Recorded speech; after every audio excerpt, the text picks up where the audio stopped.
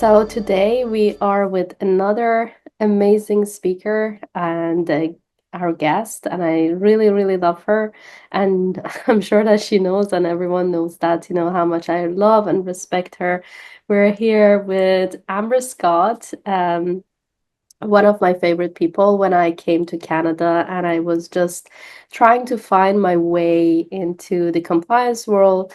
And she has been such an amazing support and such an amazing friend, and has been helping a lot of other newcomers and other professionals and specifically entrepreneurs in Canada. So we're really delighted to have her. Thank you, Amber, for being here. Really appreciate you for taking the time to speak with us today.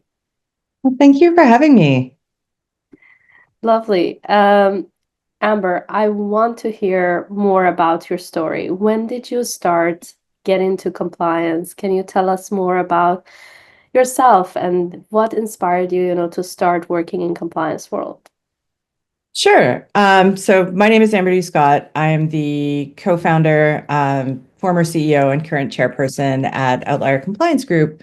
And prior to that, I worked in traditional finance. So I worked in banks and securities dealers and insurance companies. And I started working in compliance in 2001. I had finished my undergraduate degree. I wasn't really sure what I wanted to do, but I saw this job description that just sounded absolutely fascinating. And with the wonderful bravado that comes with being in your early 20s, I looked at it and said, hey, I don't have any of the hard skills, but I have all of the soft skills because, of course, I do. I'm incredibly charming. And I can learn the other stuff. And fortunately, someone agreed with that assessment, at least enough that I was trainable, and hired me into a compliance position at Manulife. I started there in August of 2001, and in September of 2001, the attacks on the World Trade Center in New York happened. The entire conversation around anti-money laundering and counterterrorism and the compliance that we would need to do as financial institutions changed. Legislation was changing incredibly rapidly, and it was just a very interesting area to work in. Fast forward to, geez, almost 25 years later now, a quarter century, and it's remained incredibly interesting. Fantastic. Love that, you have been there from the beginning of the times and specifically from 9/11, which is a very interesting date. And this year specifically is going to be something that, we are going to um, just appreciate, all the things that, happened, after that. And it's going to be a significant day that this year we're gonna just go into that and just feel into why we are doing what we are doing. And this is an important date for us. I agree. I think it's important to remember and respect that history. Absolutely. Fantastic. So, Amber, you started to have your own business and you started the entrepreneurship world. How was that for you? And what made you and what inspired you, to get into the entrepreneurship world? So I think usually when I'm talking to entrepreneurs, I ask this question a little bit differently, which is like I'll ask questions like, oh, what made you angry enough to start a company? What radicalized you into starting a company? Because I think that's very much true. I think that there are always things that we look at where we feel frustration, where we're not satisfied with the status quo, and we think that we can do it better. Am I allowed to share my screen? Um, there we go. So I'm just going to share something really quickly that I think is kind of funny, which is a demotivation poster about consulting. And the sort of quick tagline there, just so that we're hitting all of the senses, is consulting. If you're not part of the solution, there's good money to be made in prolonging the problem. Before I co-founded Outlier, I had experienced both being in-house and being the person at the bank who was part of projects where there were external consultants where I just wondered kind of sometimes what we were what we were doing and why we were taking that approach. And then in-house at other consulting firms. And my frustration was sort of twofold. And part of it was that sometimes we're just throwing bodies at a problem. And yes, they're smart people, but they don't have the experience. They don't have the operational knowledge. They don't have the regulatory knowledge. So they can't actually fulfill the function that they're being set upon. And then the other piece was that just from a business structure perspective, um, big consulting firms always kind of struck me as this crazy pyramid scheme where you have these smart, youthful people that are all very much competing and sometimes spending 120-hour weeks trying to make it to the top of this pyramid where they have partnership and equity partnership. And not that I'm arguing that consultants aren't relatively well paid, but compared to that compensation structure and what it looks like at the top of that pyramid, it's very different. And so I think that Outlier, in so many ways, was a crazy social experiment when we co-founded it. All of our consultants have more than 10,000 hours of in-house compliance experience, and that's based on Malcolm Gladwell's book, Outliers, after which the company is named. And the consultants participate in profit sharing from day one, which I think is incredibly important because there's this direct tie between compensation and accomplishment, between compensation and project completion. So if you're working on something that's really big, and you're hitting your deadlines, your compensation is commensurate to that, as opposed to the idea that whether I'm putting in 80 hours or 120 hours or whatever, I'm just not seeing anything that's commensurate to that. Fantastic. So that inspired you to start your own business, being angry enough from the consultancy world to deciding, to have your own. So what did you do that you differentiate yourself from these frustrations that you were seeing, other than the compensation levels? So I think that the experience of the team members, the professionalism of the team members. In client-facing ways, we also do a lot of flat fee projects. And so if it's something where we can say it's an audit or it's the development of policies and procedures, so we know exactly what the outcome is, we're fairly good at this point at estimating the time that it will take. There's a flat fee for that project, which I think is incredibly good because it lets our clients understand exactly what they're going to be paying. It lets them ask a lot of questions, which I feel is important because no matter what we're doing, even if what I'm doing is audit, part of what I'm doing is always training. It's always explaining why it matters, what the regulators are looking for in exams, what the risk is that is being managed, what the legislation actually says and how it's being interpreted, what the best practices are. So there's all of those things that are happening as conversations, and there's such depth and richness to that. And I think sometimes when you're on an hourly model, and I do think there's a place for the hourly model, and that's really if there's something that's nebulous, if we're not sure how much time it's going to take, if we're not sure exactly what the outcome is, so it's just this ongoing advisory type of thing. Absolutely, the hourly model makes sense. But in a lot of other things, it actually places your incentives in a way that's misaligned with the client if you're a consultant. And so there's incentives for actually prolonging things, as that demotivational poster said, for kind of dragging things along, for taking longer, for being less efficient.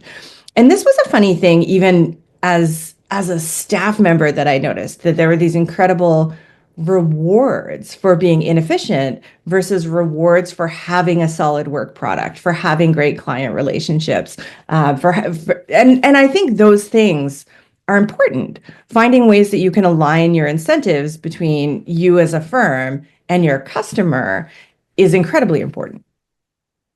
Absolutely. I think a lot of people would start in consultancy, which is really great because you kind of, have an idea in terms of, you would be involved in different types of institutions. So you put everything that you have into it. Um, but at the same time, you are gonna put a lot of effort for not much of a result. So I'm glad that you started the Outlier consultancy group, and it has been such a fabulous team that you have, and we each one of them are truly special. Tell us more on in terms of finding the right people to be on board as a woman entrepreneur, as someone who is going to be a leader for establishing your company? Tell us more. What was the criteria that you chose to select your team members? And you said that that person, that is the quality that I'm looking for to have within my team. I think for us and the way that we're structured, it's important that someone has the experience. It's important that they have the operational knowledge. It's important that they have that, what I just refer to as fire in belly, so that they're passionate about the subject matter, that they want to learn more about it. Because I think when you talk about motivation and structure, I think a lot of those things, the way that we're set up, has to come from the individual internally. And for what it's worth, I do think that this is true generally, that if you want to be happy in what you're doing, you want to be successful in what you're doing, no one can hand you motivation. No one can hand you work-life balance. No one can hand you your dream career progression. You have to know yourself. You have to be able to ride the waves of what's happening, and you have to be able to find that path for yourself. So we're really looking for people that want to be able to set out, that want to be able to find that path. I think being a builder in our environment is incredibly important. And this isn't, I divide people often into the concepts of builders and maintainers. And to me, a builder is someone that if I throw something at you and it's net new, and I don't have a lot of guidance, and there's a new regulation and no one's done the thing before, you really want to dig your hands in and you're excited to go like, let me read this, let me figure it out, let me solve this problem. And for a maintainer, this is someone who's happy to come into an environment where there's already a program. They might make tweaks and incremental improvements. And these are very different skill sets. What I learned from myself being in-house was that I was really good at solving problems. I was really good at fixing problems. If there was a regulatory exam that was a mess, I could come in and make things better and do new implementations and manage change. And I loved doing that. But if things were running really great, I am the wrong person. I am not a good maintainer. And I accept that about my skill set, because if you just need those small incremental tweaks, someone like me is going to tweak it until it breaks. And then everyone around me is miserable, but I'm happy because I have a problem to solve, which is not a great place to be. So I think understanding where you fall in terms of, are you a builder, are you a maintainer, are you a hybrid of those things, is really important to understanding what you need in a role. But in our environment, we're constantly dealing with new things, new clients, new regulation, building new programs, dealing with new reporting entity types. And if you're not excited about building, if it feels tedious to have to figure something out from scratch, this is going to be a really frustrating environment for you. And I think I've had conversations with people where they're like, oh, no, I really want something that I understand what I'm doing and there's repeatable actions. And this is when I say, hey, my friend Susan is an absolutely incredible recruiter in the compliance space. And you should have a conversation with her about in-house roles. And there's different things that are going to make sense. And I feel like you probably do that a lot as a recruiter, just really understanding the person and what motivates them and what's going to be exciting from them from a work perspective. And there's not always one right answer. It's all about finding that fit.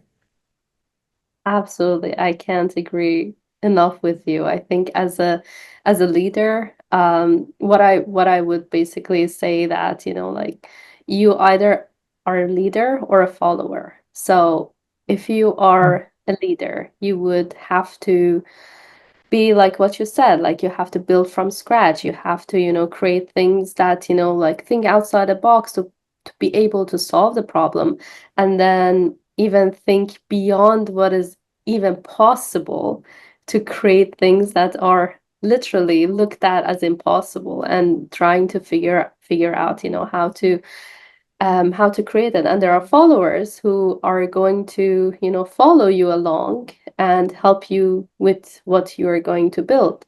So definitely they are, two different sets as you said. So yeah, I totally resonate with that. And I remember when I came to Canada and I was looking for a job, and not being able, to find a job, I was really have to think outside of the box to be able, to think how I'm going to make this happen. What are the things that I could implement or try to add to the community where not only me I would benefit from, but others would be benefit from too. And yeah, that's inspired me to start TCA as well. And look how it's grown now. It's absolutely incredible. Absolutely. Yeah.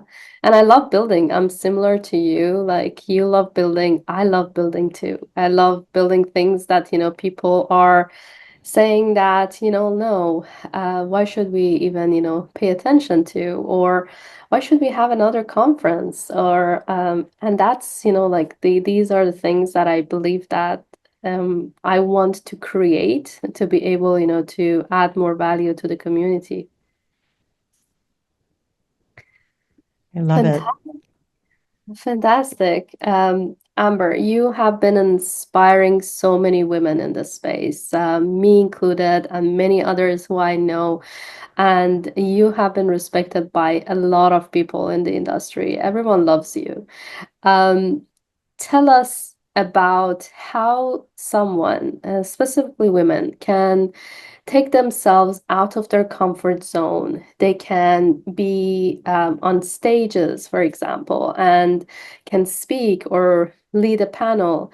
What do you think they should do, or what are your thoughts in terms of, like someone who wants to take that small step um, to have, a bigger impact, but they're scared and they want to stay in their comfort zone? So I'm going to say with love that this question rubs me the wrong way, because I think as women, we don't have the luxury of a comfort zone a lot of the time. We have to prove ourselves day after day, again and again, facing insane criticisms from everything about our appearance to the way that we speak. Are we nice enough? Are we too nice? So I don't think that women have a comfort zone. What I would love to do, more than pushing women to step out of their proverbial comfort zone, is to create a comfort zone where women feel as safe as the average man. I would love that. I would love every woman on this planet to have an equivalent, just sense of comfort and safety that men have. And I will say that I'm sure you see it as a person who runs events, but 99, 0.99 ad infinitum of folks that are putting up their hand when you post and you say we have an event, you can apply to be a speaker, are men. I saw this absolutely brilliant talk by someone who prepares political candidates, and she had this checklist of 10 things. And if you had all 10, you would be like the most perfect candidate. You should run for office immediately. And she had said that women would read it and say like, "Oh, I have 7 out of 10. Maybe I should wait and sit it out for another 4 years and not go." And dudes would be like, "2 out of 10, I'm the king of the world." And they would go and run for office. So I think comfort zone is sort of the wrong framing, um, because we don't have it in the same baseline kind of way. And I wish that we did. And I think the piece that I can do as a leader is less about pushing women outside of a comfort zone and more just creating the environments where women have that comfort, where they want to put up their hands, where they have that sense of safety, that they're going to be respected, that they're going to be well treated, that their voice is going to be heard. Absolutely. I have encountered many, many occasions in this, both in when I'm inviting speakers, specifically women speakers, to be on the stage and speak, and they're like, "Oh no, we're not qualified enough to talk about this topic. Can you ignore us, or can we take a rain check on it?" And I'm like, "No, no way. I'm gonna push you." I know that, with the last conference we did, I pushed maybe three of the women who didn't want to ever be on the seat, and I pushed them because I knew that they're good. When I speak with them, I totally get that they're very good. They're great at what they do. It's just they need a push. And I'm happy that, we kind of, create an environment that, I bring a lot of mo motivation to women to be able, to speak, because I was that intimate person and someone who doesn't want to speak on stage. And I had a lot of great people who pushed me, like you, even Joseph, like wanted me, to be on the stage. And being an introvert person, it was tough for me, even, to be on the stage, to speak up, and to take space. And it was difficult. But then when I realized that how important it is, and how important it is that I would be able, to inspire more people by doing that, that gave me the comfort of doing it more. I mean, we need diverse voices. We need diverse speakers. We need diversity of thought. And this is something that bears out in academic research again and again and again. One of the most interesting things, and this is so well researched at this point, and I don't remember the exact name for the phenomenon, but one of the best predictors of economic prosperity of a neighborhood is, are there places where people from different trades, different walks of life, different socioeconomic statuses can meet and have conversations, because you get better problem solving. And I think that this is also true from a compliance perspective. If I'm only ever talking to people who are the presidents of companies, and I never really see what's happening in the weeds operationally, I don't really understand the bigger picture and how things function and how all of those complex pieces come together. And we need that. And you're so good at bringing those voices together and creating those forums for conversations. And I think there is probably a significant amount of Canadian compliance programs and practices that have been improved through those dialogues. Absolutely. And I have to kudo to you as well. I know that how many people you have sent our way to be able to speak on our knowledge series session. And you said that, oh, I know this person, this female is like amazing, and invite them, to be a speaker. And I know that you have done this, many, many times over the years. So I really appreciate you for doing this. Oh, thank you. And thank you for providing that forum. For me, I think usually those conversations are coming where I'm having a one-on-one conversation with someone and I'm learning so much. I'm getting such a really good download of info from them that I'm saying, you know what? The Canadian compliance space as a whole needs better exposure for this. And let's find a forum for that conversation. Yeah, absolutely. And there absolutely has been fantastic. So um, I think, we have to keep on doing this, Amber. Yes. Fantastic. Another thing that, I always ask entrepreneurs is that how do you stay motivated? How do you stay positive when things go bad, or not say that, goes bad, but it goes, from what you were expecting not to be what you were expecting it to happen.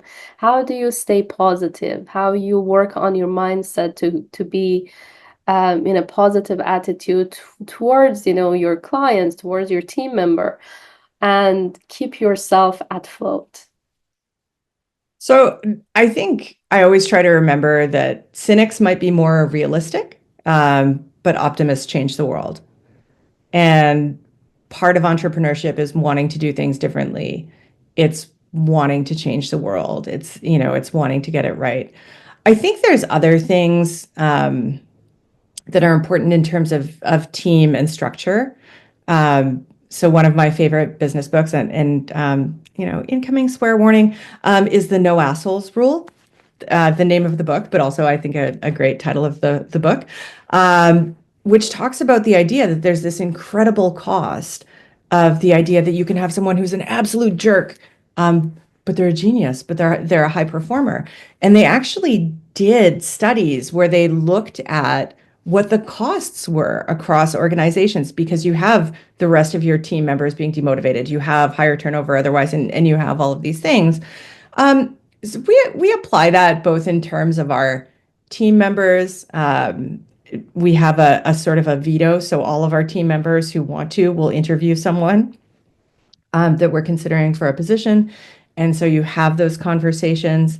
And anyone on our team could say, you know what, no, I think this person's a jerk, and we shouldn't hire them. They said something that's awful.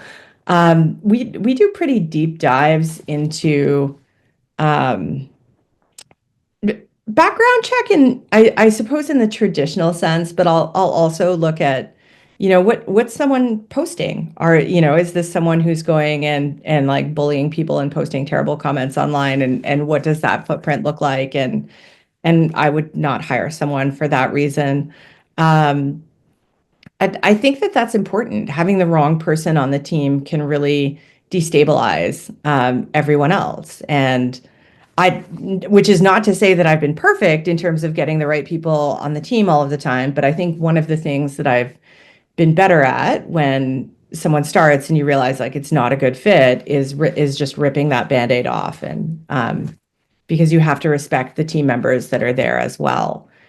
Ultimately, as an organization, like we're a group of people getting together to solve problems. And when you have someone that's not kind of working towards that same goal, it interrupts that whole flow. Exactly.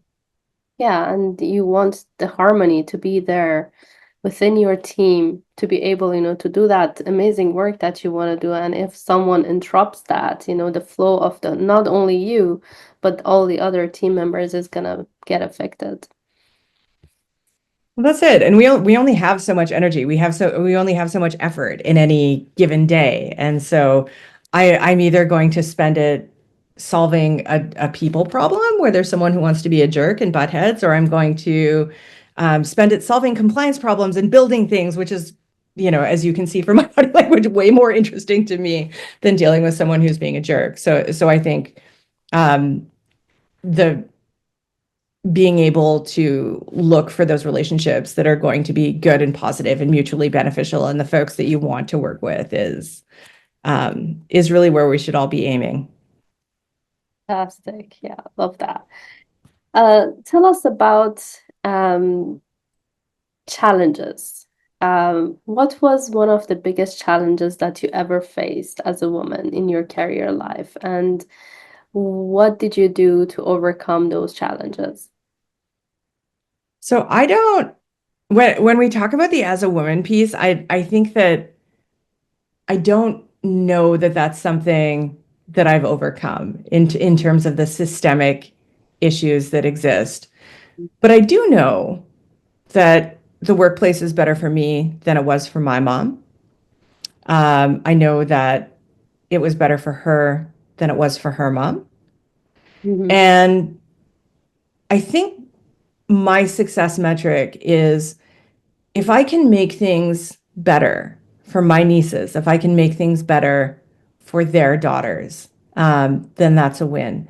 And sometimes those are small wins, but I think that we need to take all of those wins and we need to think about what makes things better. And this is something that I've started to talk about where when I think about policy, when I think about direction, I really think about wanting to make things better for women and girls 5 generations from now.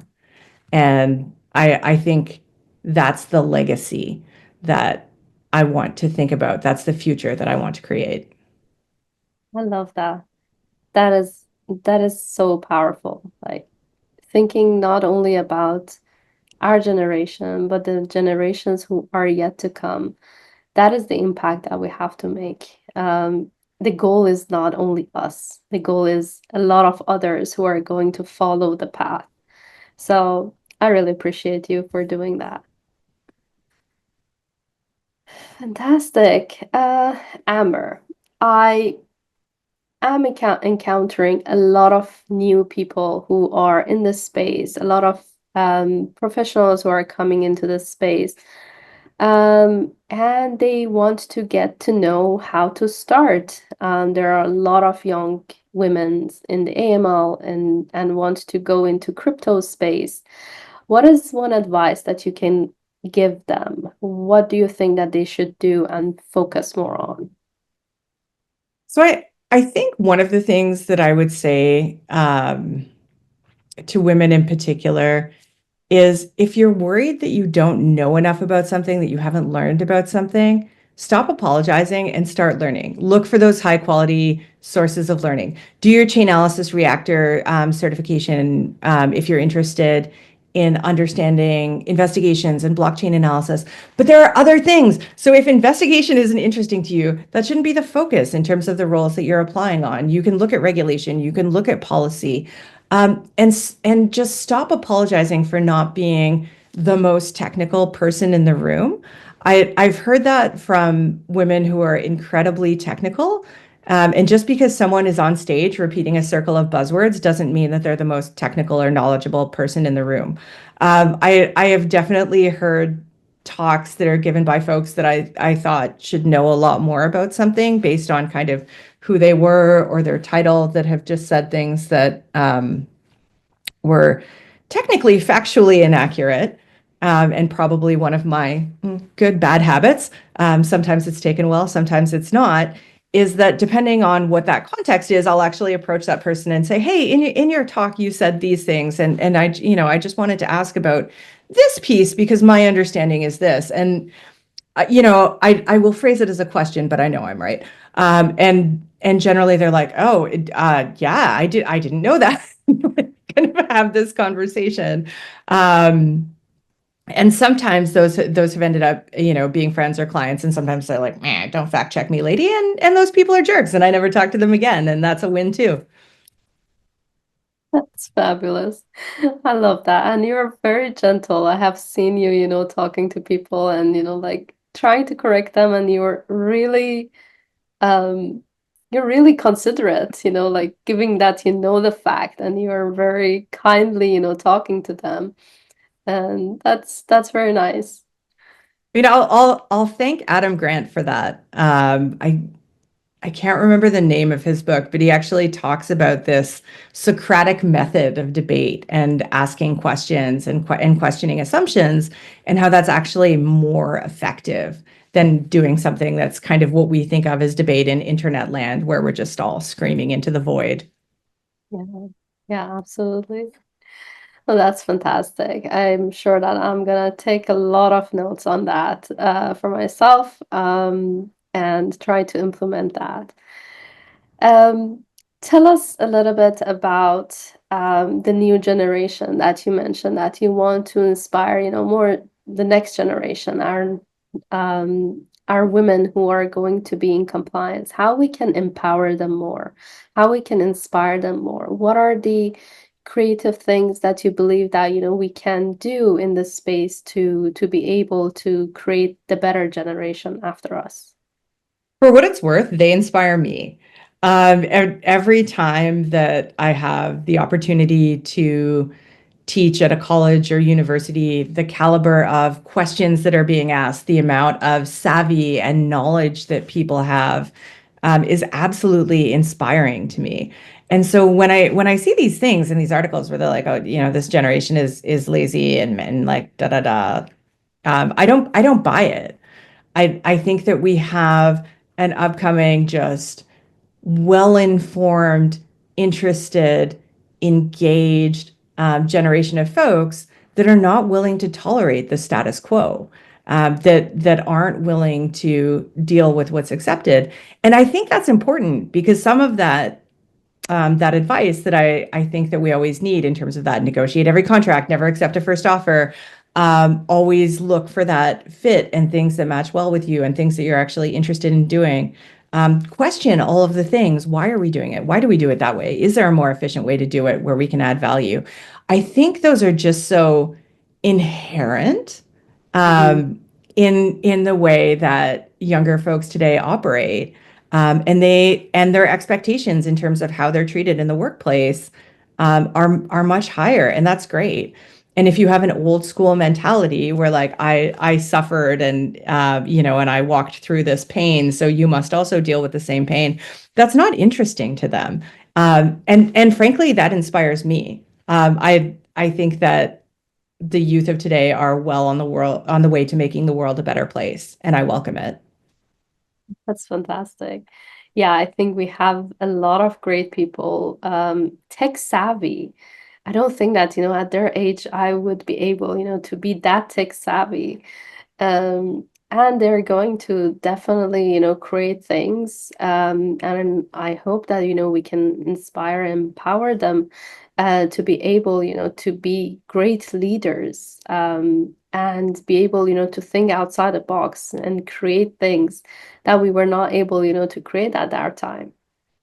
There are such great tools for it when you think about, just being able to set up a company online and being able to spawn a web page relatively easily, and all of these tools that are just at our fingertips and available, which I think really empowers a generation of entrepreneurs. Yeah, absolutely. Amber, what is the one piece of advice that you could give to someone, um, that, like, that you could inspire them, you could make them, a better leaders in their career? What would be the one advice that if I ask you that, what you have heard, even in your youth, that really impacted you and really inspired you, to be a better leader? What would be that advice that you can give? I think, stop being afraid that you're the only person who's like you in a room. And regardless of who we are, I think we have this sometimes where we say, oh, it's a lot of pressure. It's a lot of pressure being the only one. It's a lot of pressure being the only woman in a room. It's a lot of pressure being the only Black man in a room. It's a lot of pressure being the only Indigenous person in a room. And I've heard this from a young white man who wrote editorials for a women's magazine, who was really nervous being the only man in the room because he wrote this sort of male perspective column for a women's magazine.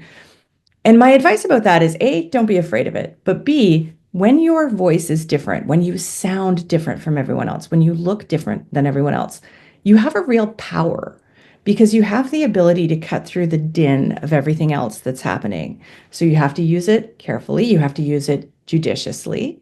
But don't try to be like everyone else. Don't try to conform. Don't try to fit in. Use the power of your unique voice to say something that's substantial, to say something that's impactful. Know that you don't have to talk all the time, but when you have something to say it and say it with your full, authentic voice, because that's a powerful voice. Wow, mic drop. That was powerful. Thank you so much for ending this amazing conversation with such a powerful message. I love that. And not to be scared, just to voice yourself out and just be yourself, be your authentic self.